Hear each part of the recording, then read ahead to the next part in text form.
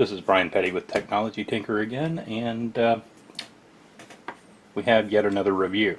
This is the iFixit Jimmy. It's really kind of basic, but it's just something that you don't want to be without.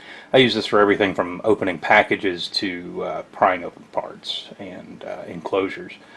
It's basically just kind of a rubberized grip that gives you plenty of leverage, and it's a very thin, flexible but firm piece of metal, kind of in a vaguely knife-like configuration there. It's really just for prying things open is what it's actually made for, but it's super versatile, it's easy to use, and it's cheap.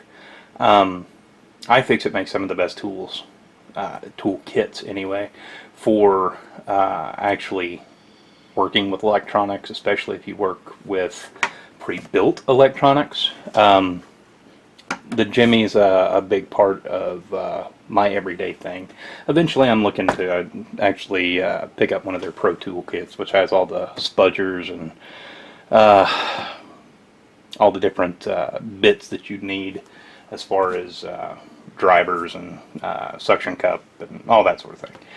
Basically anything that you're going to need to tear down and repair your average piece of electronic kit.